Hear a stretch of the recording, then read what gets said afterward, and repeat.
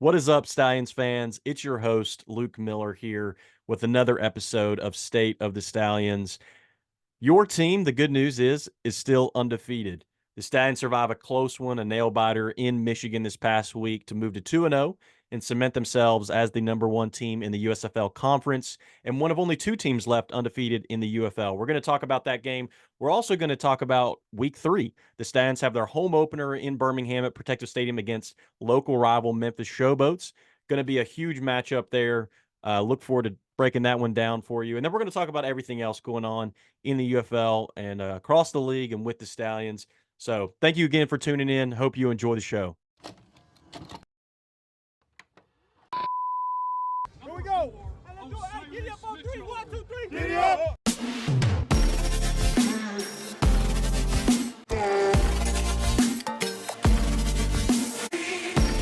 You can feel the buzz when you're around this city. People have fallen in love with the Birmingham Stallions. Here we go. We're getting a little juice going.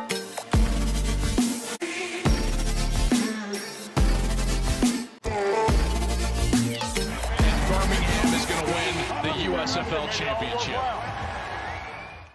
So to break down last week's game, I actually wanted to bring somebody in to talk with me about it. I could not be there in person, couldn't make the trip up to Michigan, but my good friend and one of the best UFL insiders out there, James Larsen, was in attendance at the game, and he was kind enough to come onto the show and talk to me about it. So in a second, we're going to break it down together. We're going to discuss everything that happened. We're going to recap it and all that kind of good thing.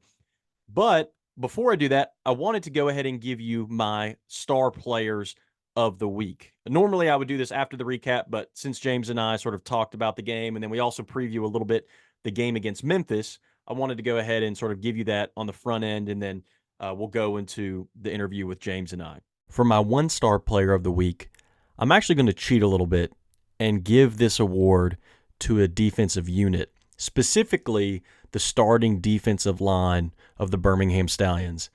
This defensive line, again, especially the guys that started, terrorized Michigan's offensive line and E.J. Perry for the entire game. Let me just run through the numbers quick here so you just get a sense of what they did. The stats, of course, only always tell part of the story, but the stats definitely capture how dominant they were. Defensive end Jonathan Garvin had 2 tackles to go along with 6 quarterback hurries. Defensive end Dondre Tillman had 2 tackles, including 1 tackle for loss, 1 sack, 4 quarterback hurries, a forced fumble, and a pass deflection. Defensive tackle Jordan Thompson had 3 tackles, a tackle for loss, a sack, a quarterback hurry, and a deflection that turned into an interception. And defensive tackle Carlos Davis had 4 tackles, including 2 tackles for loss, 2 sacks, and a quarterback hurry. So all in all, they had just those 4 guys, not even counting the guys that were rotating in, one of whom we'll talk about in a second. But all in all, those 4 guys, the starting defensive line, had 11 tackles, again, 4 tackles being for loss, 4 sacks, 12 quarterback hurries, a forced fumble, and 2 deflections, one of which turned into an interception. So really, they basically forced 2 takeaways. So couldn't say enough good things about that unit and how dominant they were for the entire game. And I was going back and forth trying to pick one of these guys, and I just decided, you know what? I can't pick a single one of them. They all deserve to be recognized. So I'm giving that entire starting D-line a star for their performance this past week. My 2-star player has to be kicker Chris Blewett. Special teams was huge in this game. The offense moved the ball really well but could not get in the end zone. Only 1 touchdown and 6 red zone trips. And so Chris Blewett, thankfully, on 4 out of those 6 red zone trips when he was called upon to kick a field goal, was 100% accurate, went 4 for 4 on the weekend. They weren't long kicks, but that's fine. They didn't need to be. He did what was asked of him. He went 4 for 4, and that was a huge part of the win. And then my 3-star player, I don't think there's really any surprise here, but it's got to be Taco Charlton, defensive end, rotated in on that defensive line, and when he came in, was a huge playmaker. Finished the game with 3 sacks, including also another quarterback hurry, so 4 total pressures. And that was, in the limited time that he was in. I believe he only actually played about 34 snaps. So about once out of every 10 snaps, he was getting a sack in the game. And of course, his biggest sack came at the end of the game on that fourth down that ended up sealing the game when he was able to sack E.J. Perry when they were trying to convert and tie up the game there down with less than a minute to go. So huge game by Taco Charlton. Definitely got to see why he was a former first-round NFL draft pick and spent several years in the league and has several sacks from his time in the NFL because what he can do in terms of his size, his athleticism, the spin move he put on former Stallions offensive tackle Ryan Pope was just, it just didn't look fair with him out there. So to go along with that starting D-line, plus the other guys that we haven't really talked about who had great games, Marvin Wilson, Jalen Twyman, this defensive line, I knew they were going to be good, but they are already sort of meeting and exceeding my expectations. But those are my star players of the week that I wanted to highlight. And now that we've covered our star players for the week, let's turn to our conversation with James Larsen, recapping last week's game, as well as looking ahead to the upcoming matchup with the Memphis Showboats. We are excited to have the GOAT of spring football coverage, James Larsen, here with us today. And I wanted to bring James on because not only is he probably the most knowledgeable guy about the UFL out there, but he was also actually at the Stallions Michigan Panthers game this past weekend. So I was not able to make it up there, but James was there and got a firsthand look at all the action. So I wanted to get his thoughts on what went down. James, how are you doing? Doing great. Happy to be on here. The number one stallion show on the planet. Luke, thanks for having me. Well, I appreciate that. I don't know like how much competition exists out there currently at the moment, but I'll take what I can get. First of all, I do have to say, you need to lean back and show everybody the shirt. We love what you got on there. Now, So before people take screenshots, no, I'm still Switzerland. All right, this it's is just this Jace is is my proof, boy. everyone. This is proof, everyone, that James Larsen is a closeted Stallions fan. In case you were wondering, we And have I'm proof gonna now. I'm gonna have to do it because look at my lock screen, guys. It's Victor There it Bolden. is. Oh, it's a blurring. Well, We, that's we've too got bad. a But Victor Bolden lock screen, a Jay Sternberger shirt. I don't know what else you all need. He was at the Stallions game last weekend, so just saying. But I do want to shout out Jay. So the shirt that James has on is you can get it through Birmingham Sports, and definitely pick one of those up and support our guy Jay Sternberger, and friend of it's the got his show, number and on the back and everything too. It's like a jersey.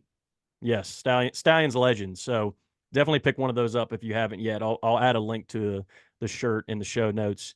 And James, just to hype you up a little bit more, and just to give people a small glimpse into your dedication to the craft. Um, what do you got on the agenda this upcoming weekend? Yeah, so I'm gonna be driving down from Michigan down to Texas, down to, where you're located right now, and gonna be hitting up Arlington this weekend and also San Antonio, gonna be in Texas for a couple weeks. So I'm telling you what, I'm not looking forward to that 20-hour solo drive, but we're gonna make it happen because the UFL's life, baby. So we're here for it. Just got my oil change today, so we're ready to go. Yes, sir. I'm expecting you on those 20 hours, like to go back and rewatch every UFL game that's happened so far and Oh do some yeah, more you already know I'm gonna breakdown. have my phone up here like this as I'm driving. Like, who needs to look at the road? UFL film. Exactly. Well, I know you're like our friend the ref, and I'm sure you got that Tesla, so you can just set that thing on autopilot and just Oh yeah, cruise down my the my highway. my 2012 Chevy Cruze that's dinged up. It's gonna get the job done, 100%. Fair enough. Fair enough. Well, real quick, let me maybe give just a very brief recap of what happened this weekend as far as the Stallions Panthers game. Hopefully, if you're listening, you had the chance to watch it live or go back and see it after the fact. But Stallions, of course, did pull out the victory, but it was a close game. Stallions had the chance to sort of jump out early, but had to settle for a couple field goals. And instead of being up by 3 touchdowns after 3 red zone trips, they started at the game just 9-0, which in the UFL, as we know, is really only a one-score game. A 3-point conversion could have made it a tie game very, very easily. So, while getting on the board early was great, the lack of touchdowns sort of came back to haunt them. And then, shockingly, lockdown corner Mark Gilbert gave up a big touchdown pass to Marcus Sims. Just nobody's perfect, and Mark Gilbert, as good as he is, just unfortunately was out on an island by himself, and Sims just got behind him, and then that put it at 9-7. And the second half, really, I mean, the whole game in a lot of ways was sort of a defensive affair, but the Stallions were finally able to get into the end zone with Ricky Person out of the T formation and tack on another field goal. And then the Panthers had two very long field goals from Jake Bates, who's quickly becoming, interestingly enough, the most famous UFL player, maybe behind destroying.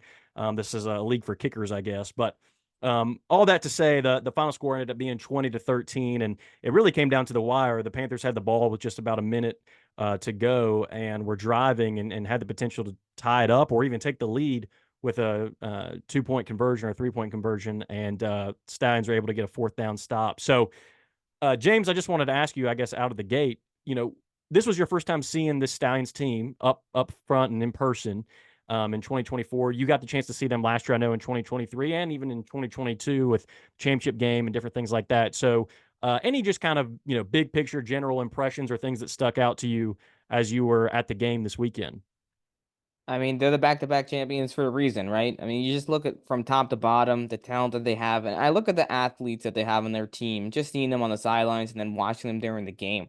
They're all so fast. They're all so athletic, and it's like you got to give credit where credit's due. Zach Potter, Skip Holtz, the job they've done to build this roster. I'm sure you've talked about it quite a bit already on this show in previous episodes, but it's like you look at what they've done and the fact that you have so many new faces and it feels like this team is better than they've ever been before. And it's hard to think that that's a reality when you look at what they've had in the past.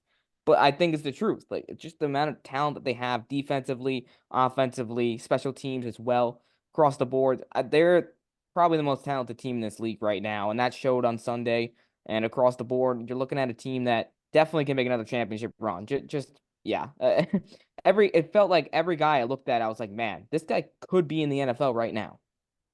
Yeah, absolutely. And I'm curious to hear, did you, walking around the sidelines, taking pictures, doing that sort of thing, covering the game, what was kind of the vibe on the Stallion sideline throughout the game? I mean, did you get the sense that well, you tell me. I won't put any I wasn't there. So I'm curious just to hear what kind of you felt like throughout the game as you had all these new players for the Stallions team. What was sort of the general vibe?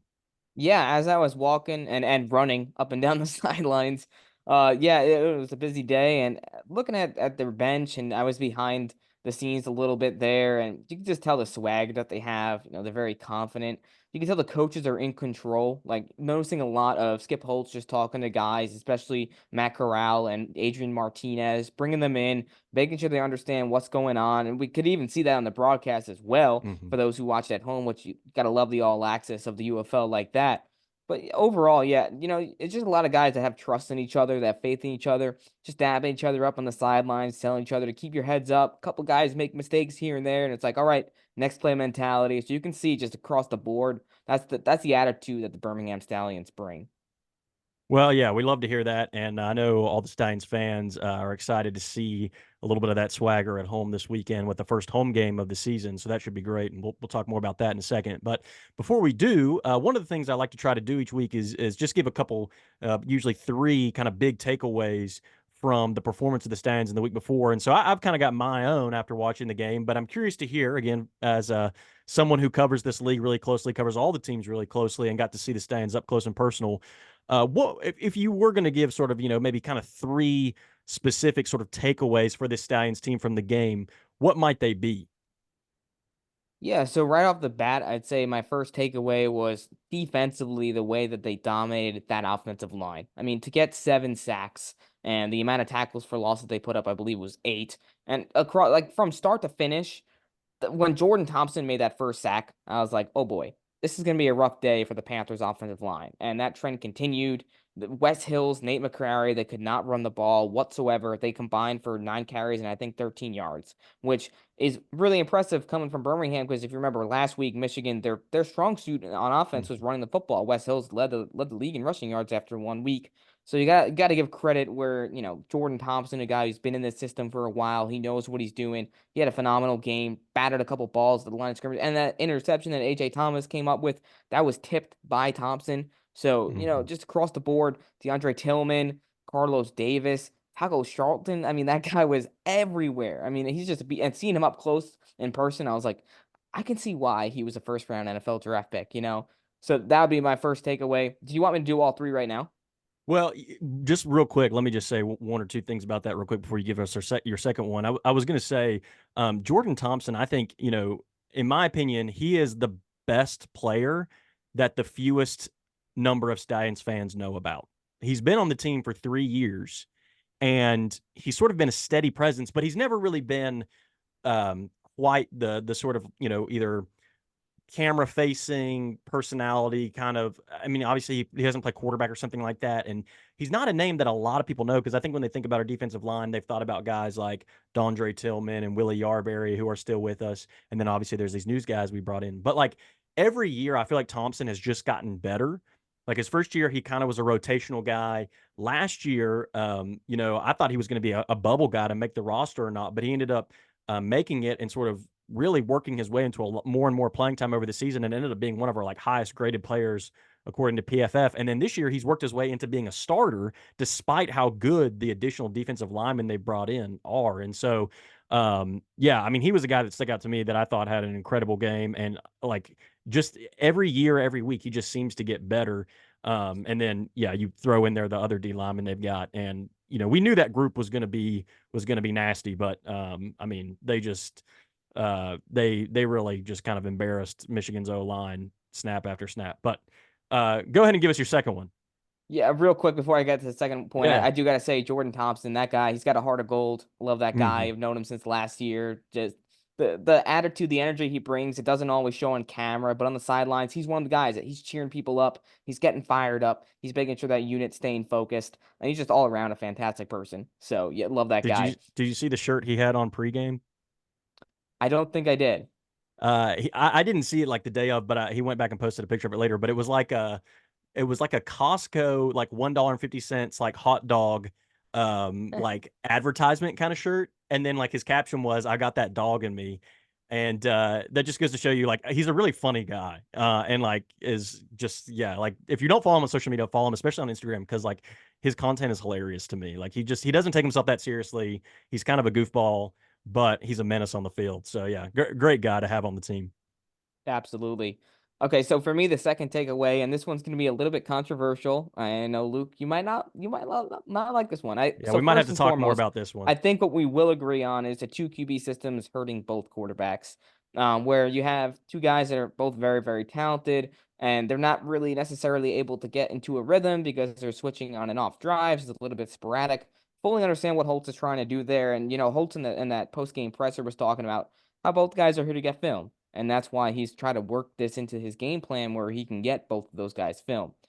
Looking back at the film from Sunday, I thought Adrian Martinez's performance was a little bit more impressive. I think what he brings to the table with his legs is very, very similar to what you had with Alex Magoo last year. I mean, the way he finds those holes and those gaps, and don't get me wrong, Corral can run as well. It's just not the same. Martinez, he recorded the second highest speed of any UFL player in the whole weekend. The only player that beat him was Marcus Sims, who got by Mark Gilbert on that touchdown. So Mhm. you look at Martinez, and I thought he had a really good game throwing the football. He didn't throw a lot.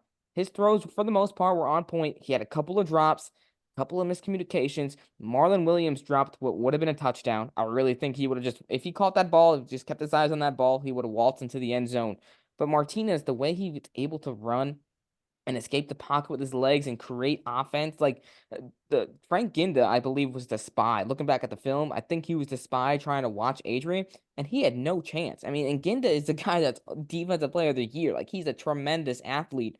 And Adrian, he just every single time, man, he was just finding ways to make plays. So I like Matt Corral. Don't get me wrong. I think he's phenomenal. I think if Skip goes with him at QB1, it makes perfect sense. But Adrian, I'd like to see him get a start. I really feel like he could elevate this offense just with his play style. Well, this show could probably turn into just a debate about this question, because this is obviously the biggest question surrounding the Stallions at this point in the season.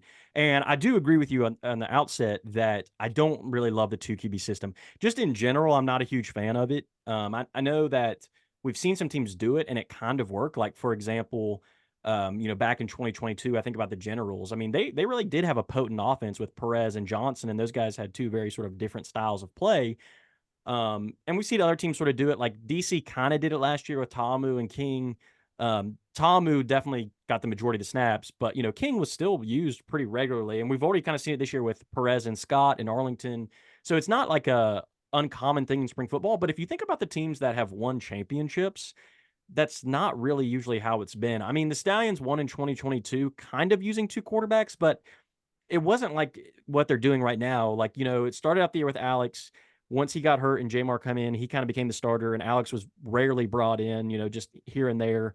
And Alex only really came in the championship because Jamar got hurt. I mean, otherwise, Jamar probably plays that entire game. So, and then last year, obviously, Alex was the only guy. And when you think about those teams like the Generals in 2022, who had a great regular season, but ended up losing in the postseason to Case Cookus, who was sort of a solid, steady quarterback that quarterback the Stars. And then last year, the DC and the XFL, with their kind of two quarterback system that they had, ended up losing to Luis Perez, again, another sort of solid, steady QB presence in the championship. So I don't know. The history of it in general, when I've seen it, doesn't give me a lot of hope that if the Stallions want to win a championship, that's sort of the way to do it. Now, where I probably am not on board with you yet is despite how good Martinez looked and despite what he can do, especially with his legs, I'm still Team Corral at this point. And the way I kind of see it is I do think in the short run, it could potentially be better for this offense to have Martinez as the guy, because right now, when players haven't sort of developed that rhythm, that consistency, they're not really in sync. His ability to do things with his legs can bail them out of so many situations, and we kind of saw that in Arlington. We kind of saw that last week, and I mean, you mentioned Alex, like Magoo. I mean, honestly, Adrian, I think is like not, I don't, maybe not significantly, but noticeably, I think even better with his legs than Alex was. I mean, he is an incredible runner. Like, there's no doubt about that. And so, I think in the short term, I do think this offense could potentially be more potent with Adrian. However, in my opinion, in the long run, I think that the ceiling with Martinez is lower than it would be with Corral. I think Corral and his ability to throw the ball, to sort of command this offense, to escape pressure. I mean, he's had both weeks, the first week and this past week, like some very, again, keep referring to Alex Magoo because he's the go to spring football, but so that's the standard to compare to. But I mean, he's had some Alex Magoo type plays where he's escaped like insane pressure in the pocket. I mean, he did it with Breland Speaks this past weekend. Yeah. The issue has been he's not in sync with his receivers yet. And so they haven't really turned into like highlight plays because he makes these highlight escapes, but then he has like him and his receiver are totally out of sync and he like totally misses the guy. And it's like, well, okay, Right. that was almost awesome, but it ended up not being awesome. But I think, again, I could be wrong, but I think if Matt has a little bit more time, I mean, we all know like he hasn't started a football game since 2021. He missed all of last season in the NFL. He missed basically all of 2022 after the preseason when he injured his foot. Like, it's been quite a while since he's played football, and definitely not professional football. And so I think that Corral needs the snaps and the reps. I think if he gets them, once he sort of settles in, builds his confidence, gets on the same page with the receivers, kind of finds some rhythm and gets in sync, I think the ceiling is higher with him and his arm and his playmaking ability than it is with Martinez's arm. And again, I'm basing that part on what I saw from them while they were in college, and then a little bit of what I saw from this year. I will agree that Martinez did look better with his arm this week. His throwing was pretty rough in week one, although it was a very small sample size to his defense. Right. And that's kind of the point that I was making where week one, he went down with the injury, very small sample size. Obviously, he had the bad pick. This week, I thought that he was definitely the better passer. I mean, Corral, like you said, made an amazing play, escapes, and then he throws an interception right to Keith Gibson that he could have thrown that ball away, you kick a field goal, you go up by 2 scores, and the game is almost essentially over. Especially with the way Michigan's offense was looking, I don't think they would have scored twice in 5 minutes. So I totally get what you're saying there, and I agree with you. I think Corral. The thing is, I feel like you can't go wrong with either one. It's just I feel like we should just pick one, which I'm sure you can agree with on that. But just seeing from what I could tell, especially in these spring leagues where the offensive line play isn't ideal. I mean, Michigan was horrible. I think Birmingham is one of the better offensive lines in the league, but even then, they're by no means perfect. Adrian Martinez is the guy that, in my opinion, could really bring some dynamic playmaking. He reminds me a little bit of DeAndre Johnson with the Generals, who makes better decisions and has a better arm.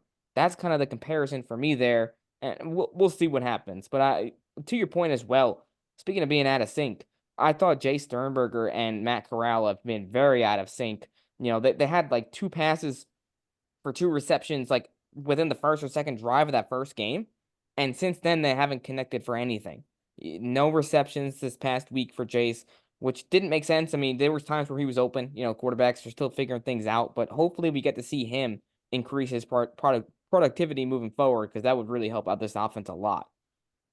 Yeah, no, I thought the same thing, and I think 2 weeks into the season, there's several questions around the Stallions. They're not necessarily like huge questions, like that you're really wondering, is this team, are they going to be able to make another run? I mean, they're not those sorts of questions, but there are definitely questions. And one of the questions I have is, where's Jay Sternberger? I mean, he was, I thought, the best tight end in the USFL definitely last year, potentially all of spring football. He obviously set a record for touchdown receptions in a season. Him and Alex Magoo had, an incredible connection. And so far, you know, I mean, especially this past week, I mean, we're really, like you said, going back to like basically after the first drive of the Arlington game, I don't know if his name's been called once, like by an announcer. Like, I don't think he's caught a pass since that I mean, he's maybe been targeted like once or twice, but like he's not getting the ball thrown to him.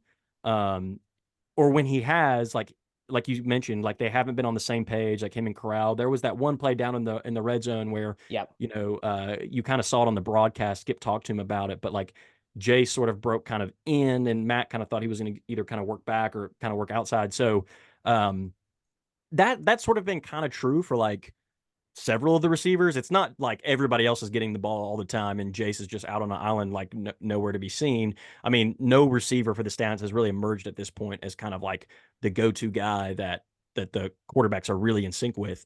But you had to think coming into the season. I mean, I think a lot of people thought Jay Sternberger was one of, the biggest returning players for the Stallions, one of, if not the best tight end in this league heading into the year. A lot of people would have projected him to, make a lot of noise week after week. And so far, I mean, he just hasn't been a part of the Stallions offense. And so, I hopefully that's something that'll change. Hopefully, even this week playing at home, he'll be able to have kind of a big game and kind of get back into a rhythm. But yeah, that's definitely been a surprise, I think, probably for me and lots of other people is, but I mean, at the end of the day, like the whole passing game has kind of been a surprise. Like it just hasn't.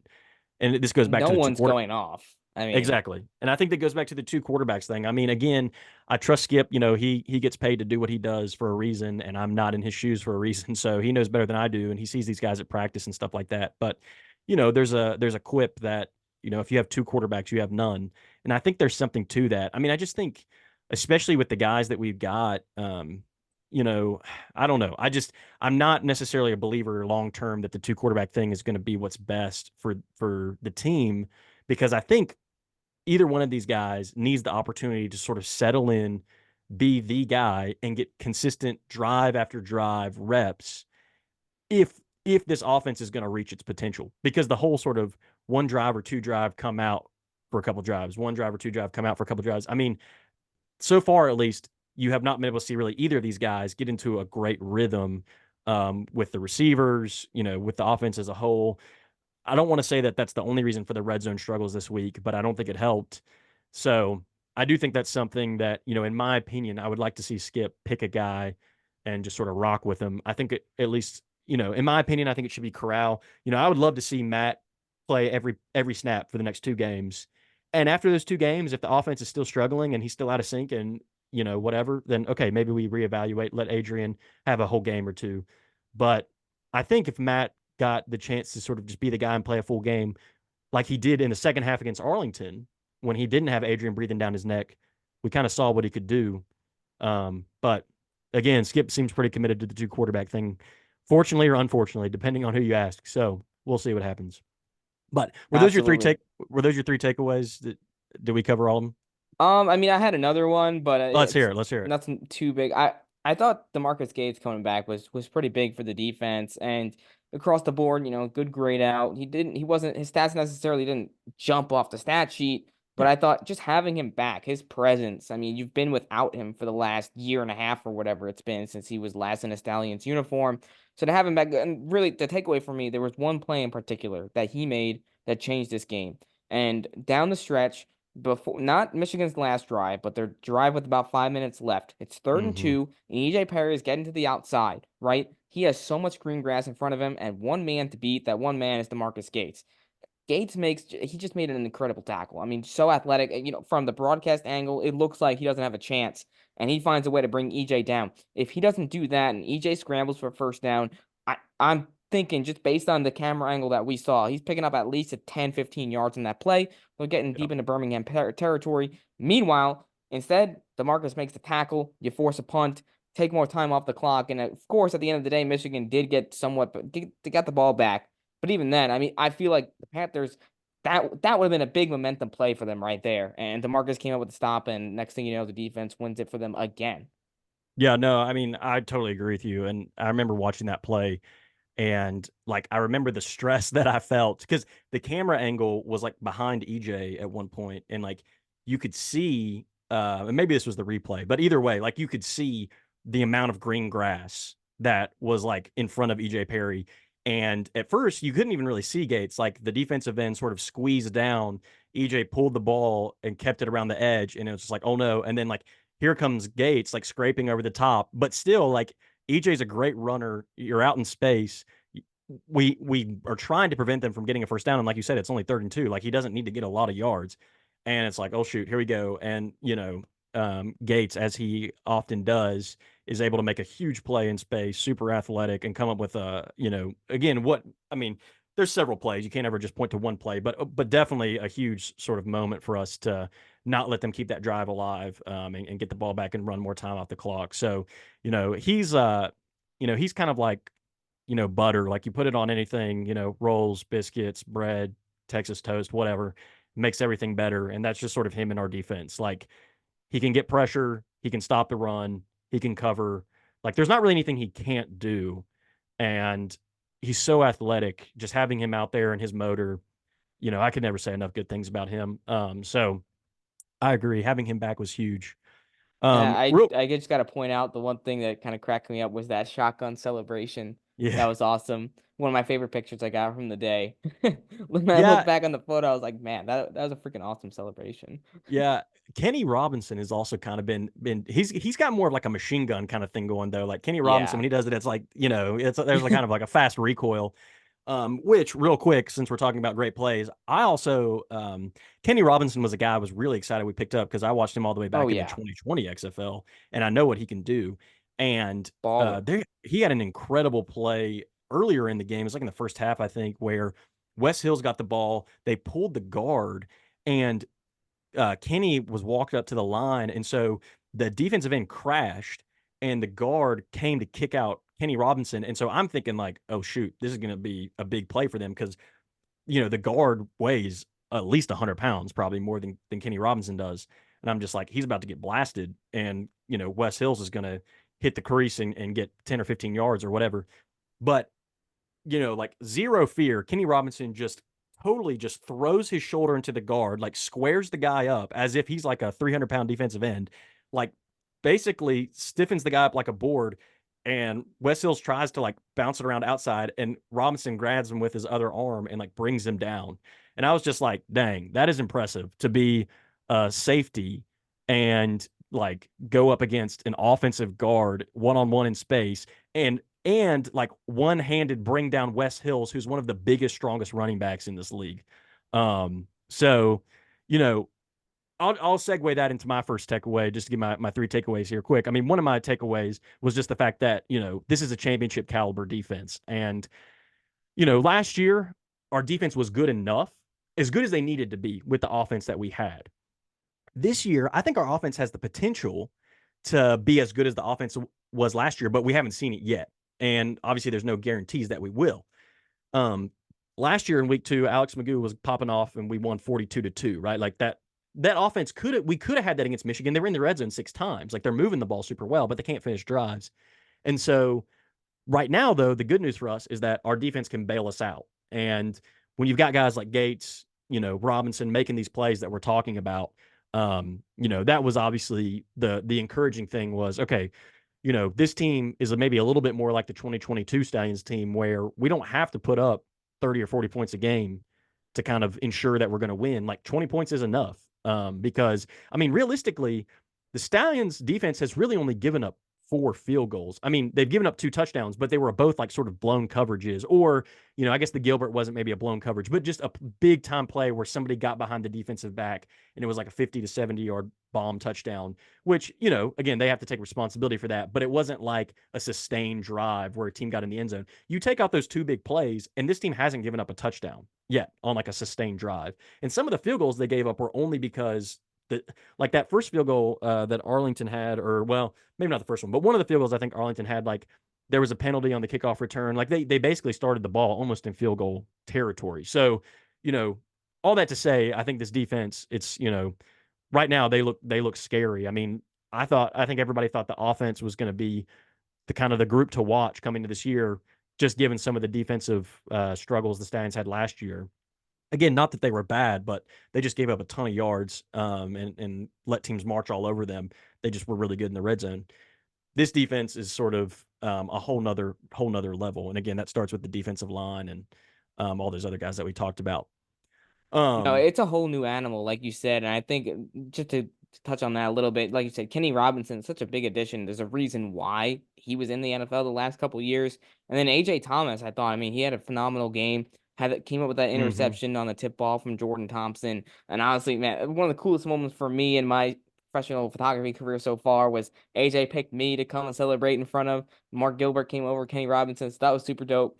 But across the board, I mean, that secondary, it's like, again, no disrespect to the guys last year, but it feels like it's gotten so much better. And then Lorenzo Burns, I got to shout out Lorenzo. Yeah. I mean, this is a guy that now in his 3rd season with this team, I think he's leading the league with 3 pass breakups, or he's at least up there in the top percentile of PBUs, and across the board, just making plays. What he did in week 1 was phenomenal. Then again, this same week, couple of big plays where they needed someone to step up in coverage, and he was the guy. Like, he was just there.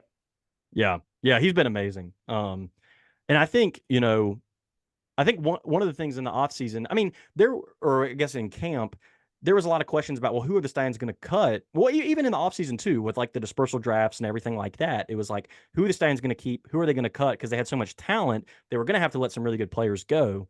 And I think there was some Stallions fans that were left scratching their head at a few points about like, well, why did we let that guy go? Or why didn't we keep that guy? And even me, myself, there was, some guys I maybe wasn't as surprised, but there was definitely some guys that we let walk at different points in this process that I was kind of like, wow, I didn't see that one coming. But I think watching these games, seeing the talent that the Stallions have had out there, seeing, some of these guys that are landed in other places across the league, like you can tell like why these guys made the cut, because again, especially on the defensive side of the ball with kind of the revamped, defense that they have with not a ton of, returning players. Burns, Gates, Scooby, some of those guys, obviously Tillman, they've been around, but a lot of the starters are brand new to the team, and you can kind of see why they, again, had to make some tough decisions and let some guys go that have been key pieces for us. But the talent that they have, like a guy like Taco Charlton, you can't let that guy walk. Like, if somebody's going to have to walk, it ain't going to be him, because the dude, like you said, is 6'6", 280 or whatever. And, he put a spin move on Ryan Pope that, I mean, unfortunately, he ended up hitting EJ Perry in the face mask. It ended up being a penalty. But the spin move was nasty. I mean, like, it didn't look fair. I'll put it that way. Well, and to your point, Taco was the guy that basically knocked Andre St. Amour out of his roster spot, right? And Yeah. that was a release that a lot of people were like, wow, like, how did he get let go? He's a guy, he should be in the league right now. Absolutely. I mean, one of the Yeah. top players in the USFL last year. But it's like, well, you've got Henri or you've got Taco Charlton. Like, it's one of those tough decisions that you have to make. But like, to your point, I mean, it just goes to show how much talent this organization has attracted. For sure. That being said, that's all very glowing and positive. But that being said, my second takeaway was that this team must improve. And obviously, that's primarily more on the offensive side of the ball, at least coming out of week 2.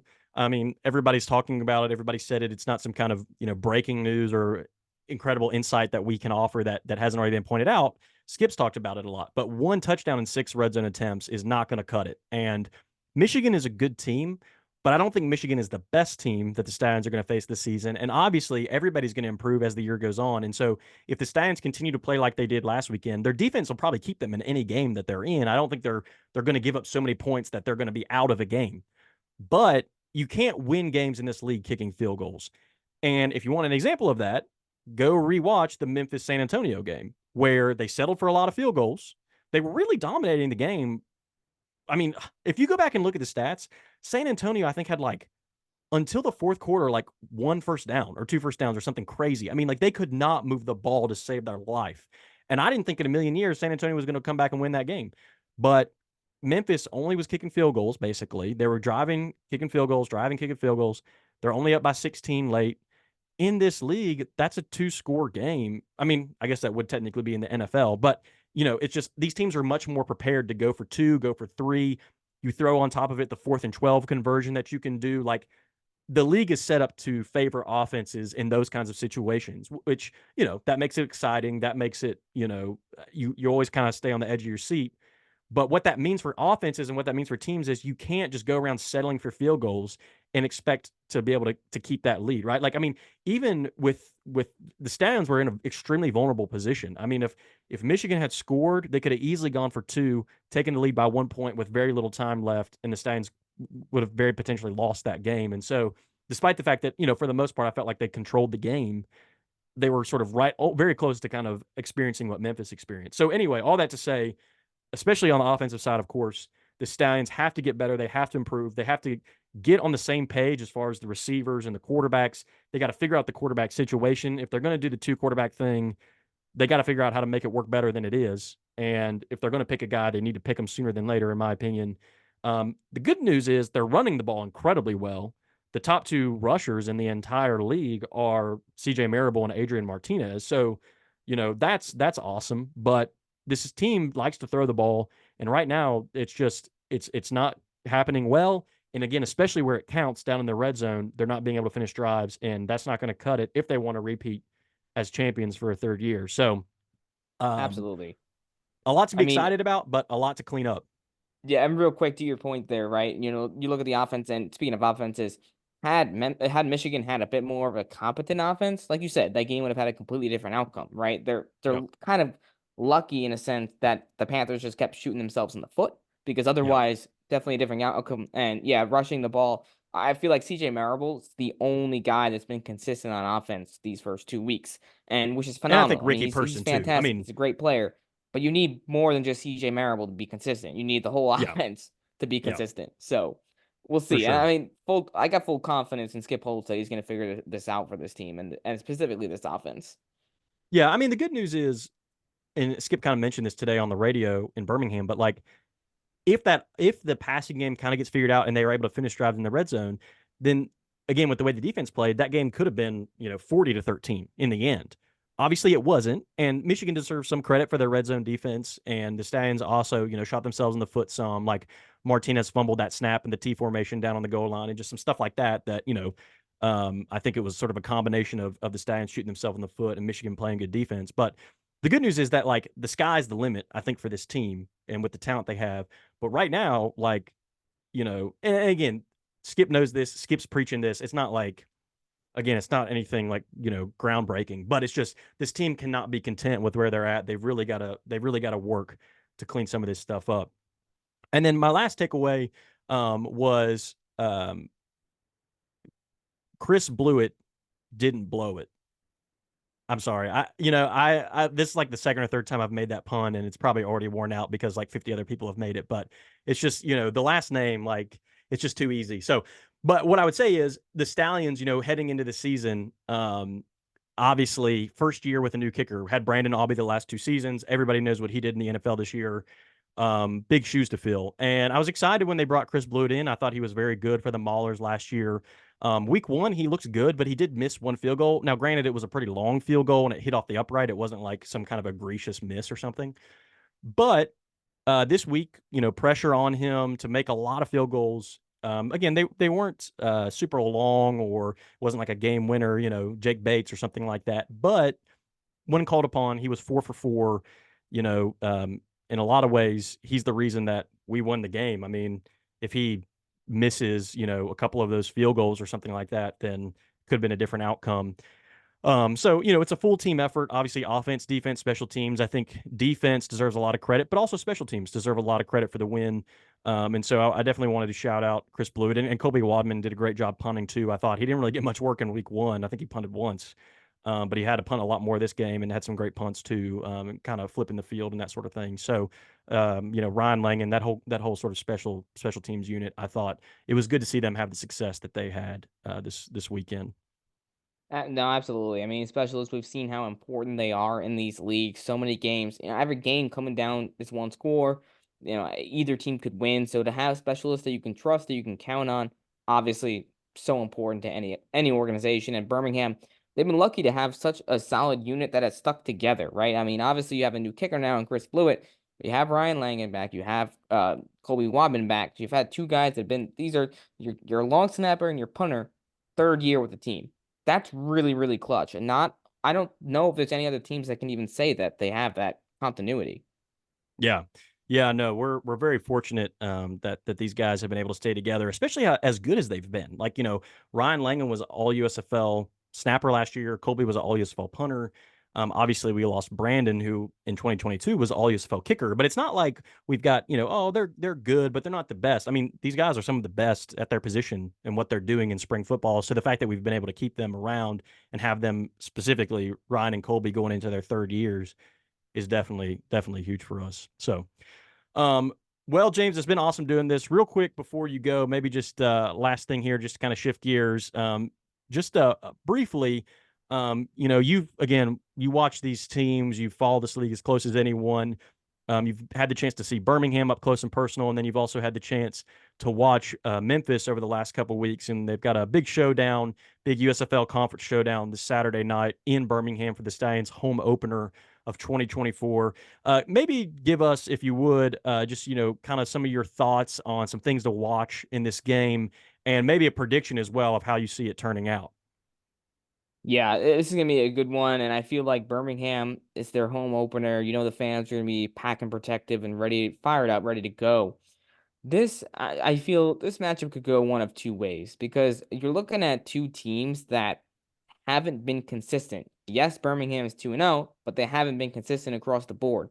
Memphis, same story. They haven't figured things out on offense. They, just like Birmingham, settling for those field goals and not being able to be efficient down in the red zone has really, really hurt them.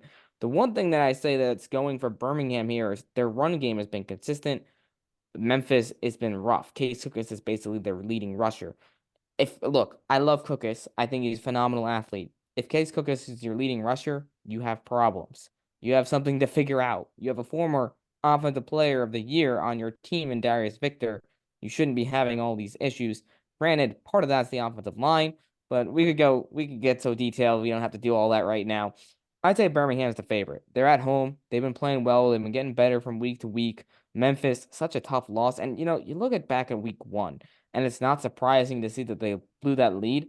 Offensively, both games they got out to a hot start and then just completely fizzled out. Just nothing, especially those second halves, just no explosive plays, very little out of their offensive play calling from Doug Martin. So hopefully those things improve for the Showboats. Defensively, I think this is gonna be a tough match for the Stallions. I mean, you look at what the Showboats did.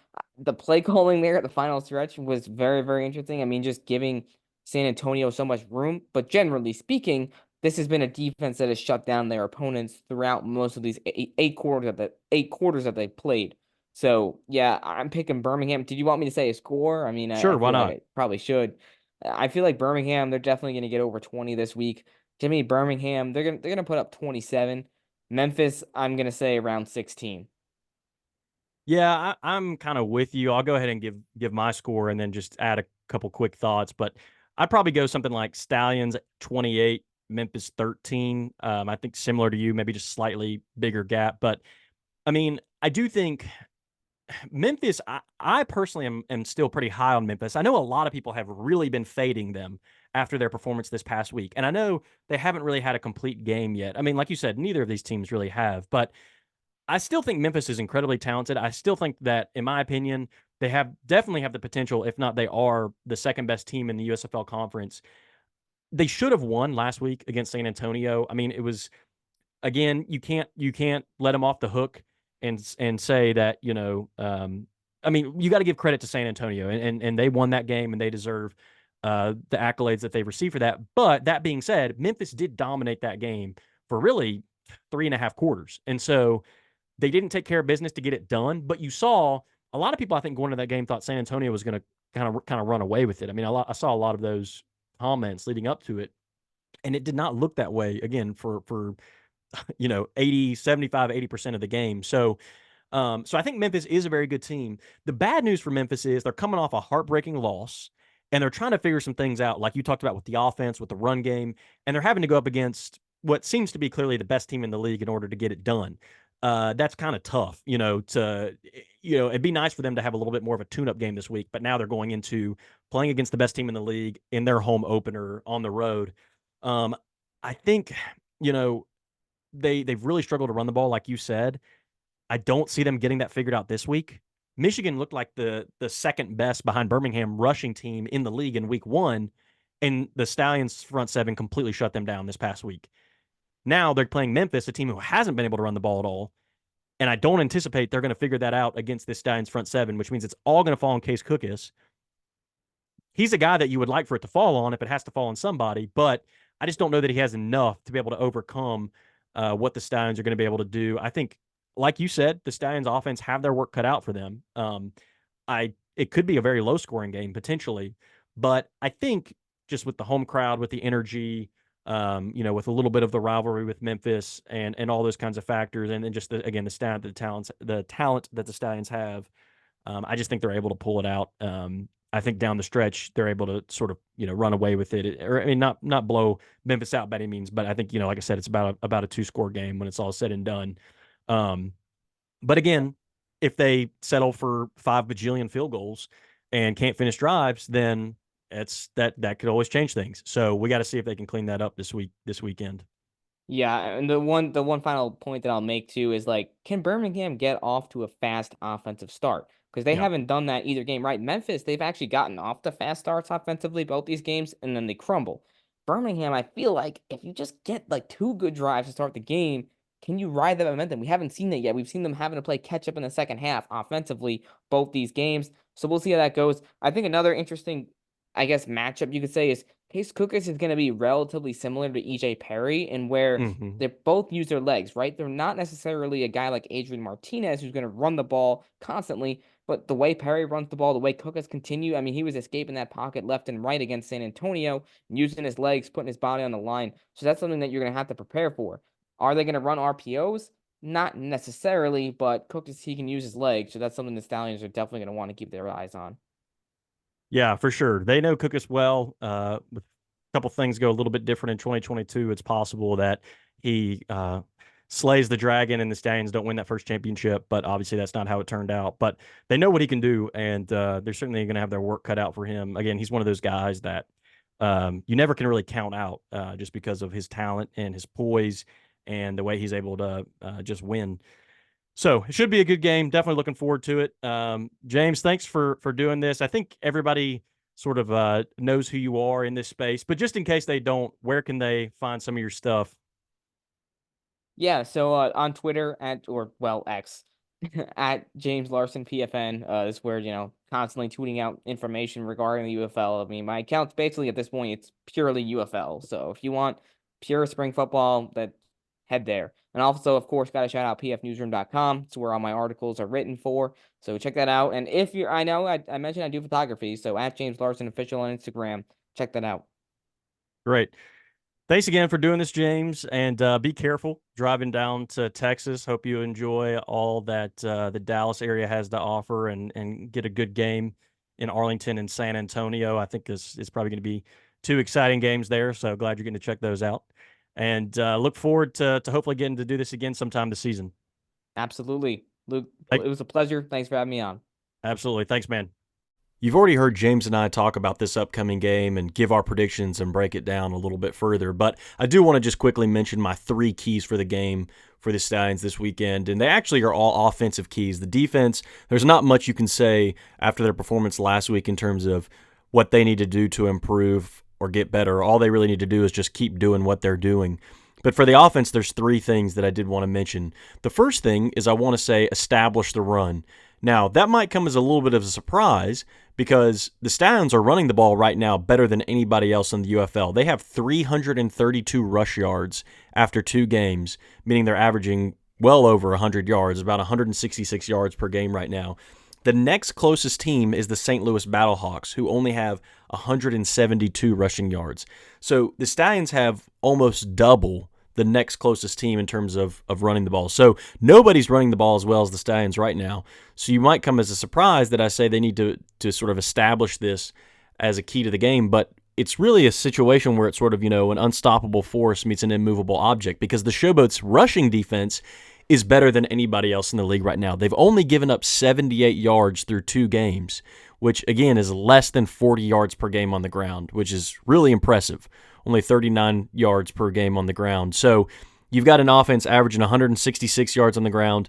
You've got a defense averaging only giving up 39 yards on the ground. Which one's going to give? And it's critical, I think, for the Stallions, especially with the struggles that they've had in the passing game so far this season, that they're able to establish the run and not sort of be forced into being one-dimensional by the Showboats' front seven. A second key for the game is protecting the football. The Showboats' defense, again, has sort of been a strength for them so far in this season, and one of the things that they've been able to do is force turnovers. They're leading the league right now in takeaways. They have 4 fumble recoveries, and 1 interception that they've forced, so they're averaging 2.5 takeaways per game right now. They're tied with St. Louis for the best turnover margin in the league at 2, and they've just done a really good job of being sort of opportunistic as a defense. And so the Stallions, they haven't been necessarily great in terms of holding on to the football so far this season. They have 3 interceptions so far. No fumbles, thankfully, but 3 interceptions, 2 in the first game, 1 last week. One of those interceptions, I think was kind of just a miscue, and we can maybe dismiss it as just a early mistake in the season. But the other 2 interceptions were definitely preventable and shouldn't have happened. They were bad throws. And so the quarterbacks need to be careful with the football this week, take care of it. The running backs need to continue doing a great job like they have of hanging on to the football, and they just need to make sure that they don't turn the ball over a lot in this game going up against a great defense. And then my final key, which is going to come as no surprise, I think, to anyone, but you got to finish drives. We've talked about it a lot. I'm not going to beat a dead horse, but 1 touchdown and 6 red zone attempts is not going to get it done. You're going up against a solid Memphis team who, a team I think has the potential to be, maybe the second best team in the USFL conference. And again, with a great defense, as I just mentioned. And so, again, kicking a handful of field goals is just not going to be sufficient. So make sure you finish your drives this week. That's the biggest thing. I know Skip's been harping on that, I'm sure, all week, and they probably have, practiced red zone offense and, for hours every day. So hopefully they're able to get that corrected, but it's something that's got to be addressed. And with that being said, let's now turn our attention away from next week's game and talk about what's been going on in the UFL and specifically with your Birmingham Stallions. Yes, it is time for the Roundup.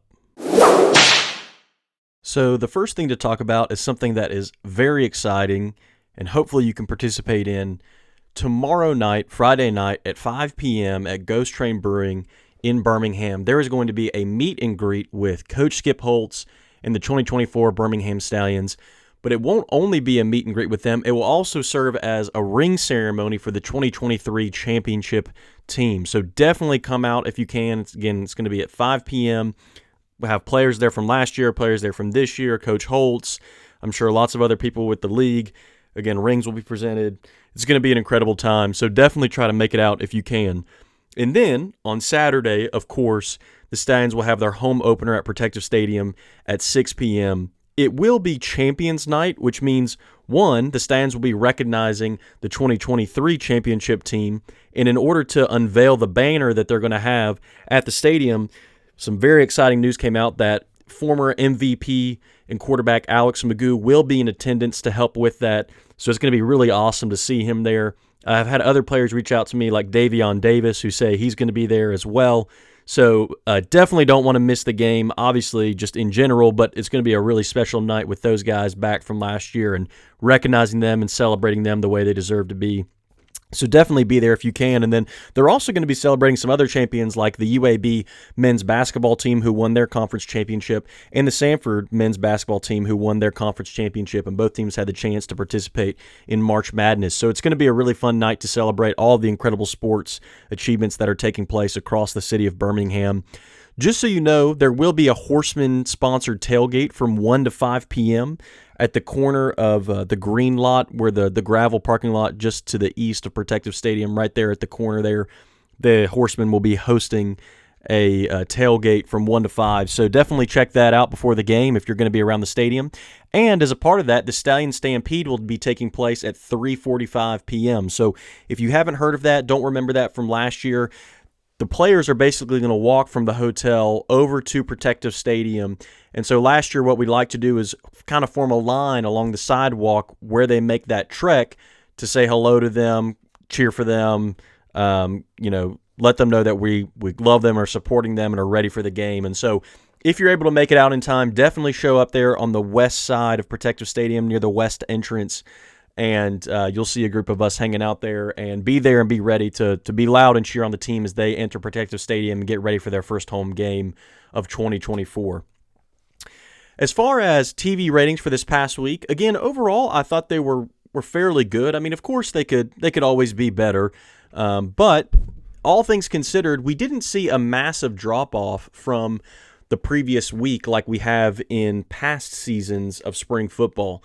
And so, overall, I thought, again, it could have been better, but I thought that, it was actually not too bad. Unfortunately, there wasn't a game that averaged over 1 million viewers, although there was, I think, a couple games that peaked at over 1 million viewers. But the best game was actually the St. Louis-Arlington sort of primetime game on ABC that had a little over 900,000. But that game went up against March Madness, so being just shy of 1 million when you're going up against March Madness is certainly nothing to be ashamed of. And Birmingham had the second highest viewership in their game with Michigan that had over 900,000 viewers on ESPN, which is, again, for a non-broadcast channel. Obviously, lots of people watch ESPN, but for a non-broadcast channel is actually, again, I think a pretty solid number. So the average for the week was right around 845,000, which brings the average for the season to about just around 945,000. So 2 weeks in, obviously not a huge sample size, but to be really close to that million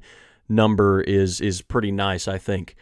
As far as attendance, the league got a big bump in attendance this week, unsurprising, with St. Louis playing at home. St. Louis set a record with over 40,000 fans in attendance and continue to be the standard as far as fan base and just terms of sheer size in spring football, but also had a great turnout in D.C., over 15,000 fans there. Unfortunately, on the USFL side of things, the attendance really wasn't great. Memphis had just over 8,000 fans. Michigan had just under 8,000 in the 7,000 mark.